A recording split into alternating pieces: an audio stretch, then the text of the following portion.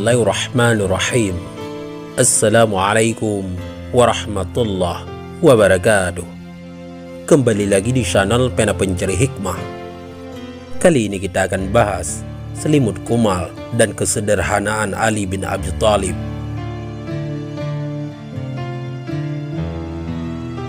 Jangan lupa sukai video ini, komen, dan berlangganan, serta bagikan video ini agar bermanfaat bagi semua.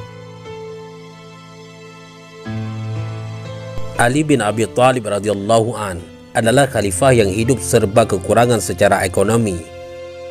Harun bin Antara menceritakan penyaksian ayahnya dengan mengatakan, "Pada suatu hari aku datang ke rumah Ali bin Abi Thalib.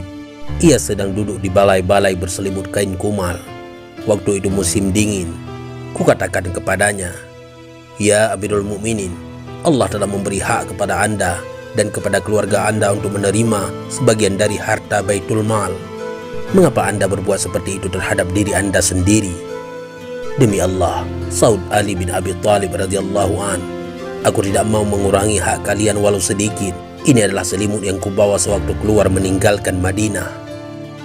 Sahabat Pena Pencari Hikmah, Asim bin Ziyad pernah bertanya kepada Ali bin Abi Thalib radhiyallahu an, "Ya Amirul Mukminin, pakaian Anda itu terlalu kasar dan makanan Anda pun terlampau buruk. Mengapa Anda berbuat seperti itu?" "Celaka benar engkau itu," jawab Ali bin Abi Thalib radhiyallahu an. "Allah subhanahu wa ta'ala mewajibkan para pemimpin supaya menempatkan dirinya masing-masing di bawah ukuran orang lain, agar tidak sampai memperkosa penderitaan si miskin." Suwaid bin Ghaflah juga menyaksikan cara hidup Ali bin Abi Thalib radhiyallahu an. Ia menceritakan penyaksiannya sendiri. "Pada suatu hari aku datang ke rumah Ali bin Abi Thalib. Di dalamnya tidak terdapat perkakas apapun selain selembar tikar yang sudah koyak.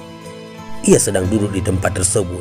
Aku segera bertanya setengah mengingatkan, 'Ya Amiral Mukminin, mengapa rumah Anda seperti ini?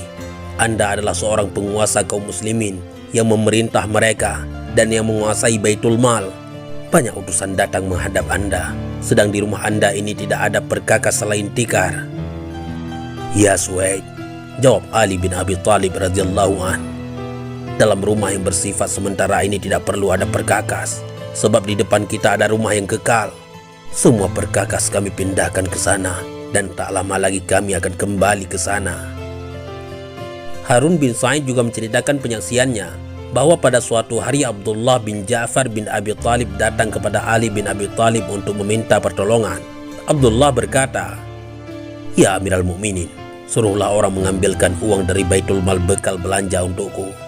Demi Allah, aku tidak mempunyai uang sama sekali selain harus menjual ternakku." "Tidak," jawab Ali bin Abi Thalib radhiyallahu an, "demi Allah, aku tidak dapat memberi apa-apa kepadamu, kecuali jika engkau menyuruh pamanmu mencuri agar bisa memberi apa yang kau minta." Ali bin Abi Thalib radhiyallahu an memperlakukan semua sanak keluarganya dengan perlakuan sama seperti terhadap orang lain. Ia tidak mengistimewakan mereka dengan pemberian apapun juga, dan tidak pula memberikan fasilitas khusus betapapun kecilnya. Olehnya, semua sanak keluarga dilatih dan dipersiapkan mentalnya supaya membiasakan diri berakhlak seperti dirinya. Bahkan kadang-kadang ia mengambil sikap keras dalam membiasakan mereka hidup menurut cara-cara yang diajarkan. Muslim bin Sahib Al-Hanna meriwayatkan bahwa seusai perang Jamal, Ali bin Abi Thalib radhiyallahu an pergi ke Kufah. Di sana ia masuk ke dalam Baitul Mal sambil berkata, "Hai dunia, rayulah orang selain aku." Ia lalu membagi-bagikan semua yang ada di dalamnya kepada orang banyak. Waktu itu datang anak perempuan Al-Hasan atau Al-Husain radhiyallahu an, lalu turut mengambil sesuatu dari Baitul Mal. Melihat hal tersebut, Ali bin Abi Thalib mengikuti cucunya dari belakang. Kemudian genggaman anak perempuan itu dibuka dan diambillah barang yang sedang dipegang. Kami katakan kepadanya, "Ya Amiral Mukminin, biarlah. Ia mempunyai hak atas barang tersebut." Ternyata Ali bin Abi Thalib menjawab, "Jika ayahnya sendiri yang mengambil hak itu, barulah ia boleh memberikan kepada anak ini sesuka hatinya." Sahabat Pena Pencari Hikmah, sejak sebelum memangku jabatan khalifah, Ali bin Abi Thalib pada prinsipnya memang tidak suka melihat banyak kekayaan kaum muslimin tertimbun dalam Baitul Mal. Sebuah catatan sejarah yang ditulis oleh Abu Ja'far At-Tabari mengatakan bahwa dalam suatu musyawarah Khalifah Umar ibnul Khattab radhiyallahu an meminta pertimbangan tentang bagaimana sebaiknya yang perlu dilakukan terhadap harta benda yang ada di dalam Baitul Mal. Dalam musyawarah tersebut, Ali bin Abi Thalib radhiyallahu an mengemukakan pendapatnya, sebaiknya harta yang sudah terkumpul itu dibagikan saja tiap tahun dan tidak usah disisakan sedikit pun.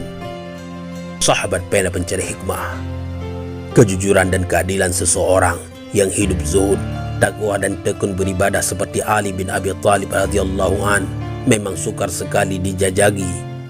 Keistimewaan hukum yang berlaku pada masa pemerintahannya ialah persamaan hak dan kewajiban bagi semua orang.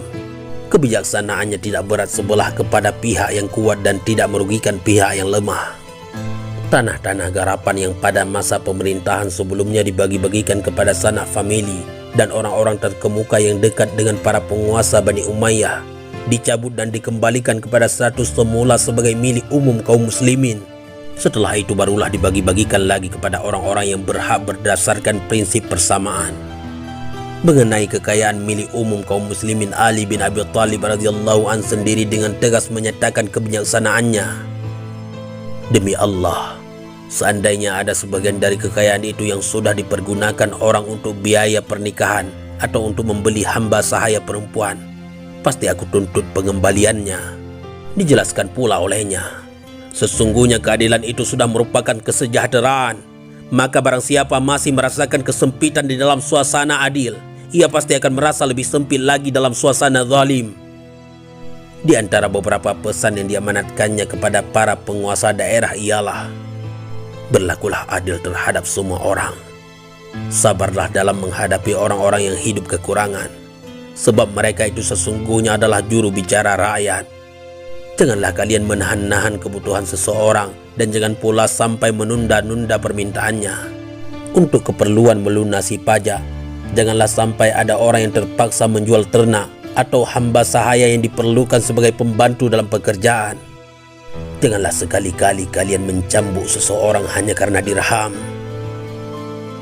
Wallahu a'lam bishawab. Mudah-mudahan ini semua bermanfaat. Assalamualaikum warahmatullahi wabarakatuh.